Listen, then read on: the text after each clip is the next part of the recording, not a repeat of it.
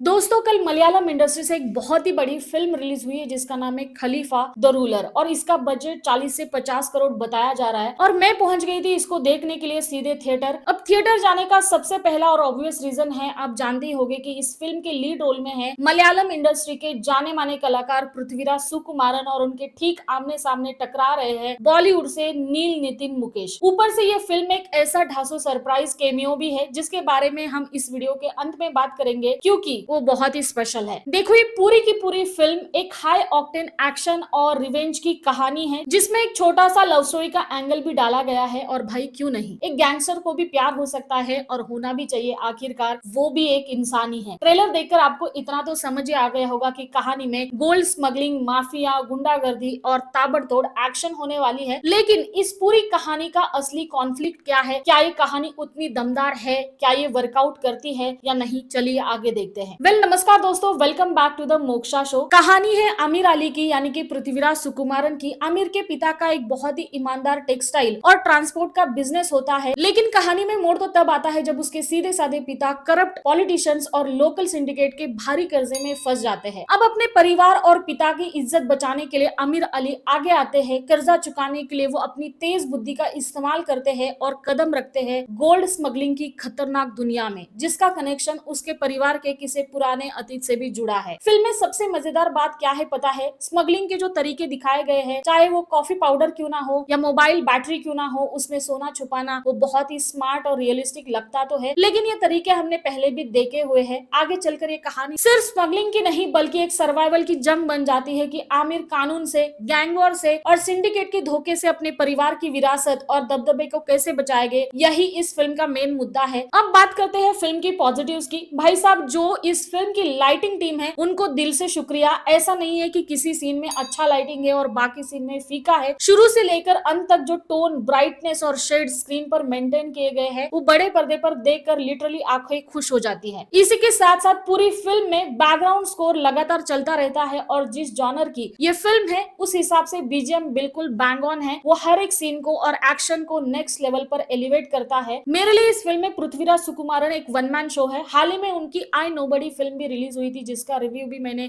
Already channel पर डाल दिया है, लेकिन इस फिल्म के डायरेक्टर ने उनके कैरेक्टर को जो विजुअलाइज किया था पृथ्वीराज ने, उसे स्क्रीन पर उससे कई गुना ज्यादा डिलीवर किया है। सच कहूं तो अक्खी मूवी एक तरफ और पृथ्वीराज का कैरेक्टर एक तरफ है। उन्होंने पूरी फिल्म अकेले अपने कंधों पर उठाई है। अगर ये रोल थोड़ा भी ढीला पड़ जाता तो फिल्म का पूरा चार्म खत्म हो जाता, आपको समझ ही नहीं आएगा हालांकि वो फिल्म में हीरो है या विलन है, क्योंकि फिल्म में हर कोई एक दूसरे को मार रहा है। लेकिन पृथ्वीराज के स्लो मोशन एंट्री और डायलॉग्स पे पूरी थिएटर गूंज रही थी, तालियां बजा रही थी और सीटियां बज रही थी। मूवी में फर्स्ट हाफ कहानी और बैकग्राउंड सेट करने में वक्त लेता है लेकिन बिल्कुल बोर तो नहीं करता और सेकेंड हाफ आपको स्क्रीन से बांध कर रखने में कामयाब हो जाता है। तो कमी कहाँ रह गई? लव स्टोरी और इमोशनल कनेक्ट में। अगर आप बहुत ज्यादा इमोशनल या रोमांटिक एक्सपेक्टेशन लेकर थिएटर जा रहे हो तो आपके हाथ में थोड़ी निराशा लग सकती है। मालविका शर्मा ने भी अपने छोटे से रोल में ठीक ठाक काम किया है, लेकिन वो लव ट्रैक मुश्किल से 5 मिनट ही चलता है। एक गैंगस्टर की दुनिया के हिसाब से फिल्म बढ़िया है, लेकिन ऑडियंस के साथ जो एक गहरा इमोशनल जुड़ाव होना चाहिए था वो थोड़ा मिसिंग सा लगता है। नील नितिन मुकेश बॉलीवुड के सबसे हैंडसम एक्टर में से एक है और उन्होंने एक्टिंग भी अच्छी की है, लेकिन उनके निगेटिव रोल को थोड़ा और खतरनाक या अलग तरीके से लिखा जा सकता था ताकि विलन का इम्पैक्ट और भी ज्यादा पावरफुल लगता। और हाँ, फिल्म के एंड में जो स्पेशल केमियो आता है वो स्क्रीन पर वो लुक और एंट्री देखकर रोंगटे खड़े हो जाते हैं। मेरा दिमाग बार बार उस सीन को देखकर लूसीफर वाली दुनिया और वाइब से रिलेट करने की कोशिश कर रहा था। वो आखिरी सीन पूरा पैसा वसूल मूवमेंट है। ओवरऑल अगर आपको एक स्टाइलिश गोल्ड स्मगलिंग ड्रामा, धुआंधार एक्शन और पृथ्वीराज सुकुमारन का मास अवतार देखना है तो थिएटर जाओ और इस मूवी को एंजॉय करो। तो मेरे लिए खलीफा द रूलर एक 3 स्टारर मूवी है। ये इसलिए है क्योंकि इसकी कहानी उतनी दमदार नहीं लगती, लेकिन सुकुमार की कैरेक्टर बहुत ही पावरफुल दिखाई गई है। तो क्या आप ये मूवी देखने का प्लान कर रहे हैं? मुझे कमेंट सेक्शन में जरूर बताना। और अगर ये रिव्यू आपको पसंद आया हो तो वीडियो को लाइक करना, चैनल को सब्सक्राइब करना बिल्कुल मत भूलना। मिलते हैं अगले वीडियो में एक और नए रिव्यू के साथ। तब तक के लिए दोस्तों,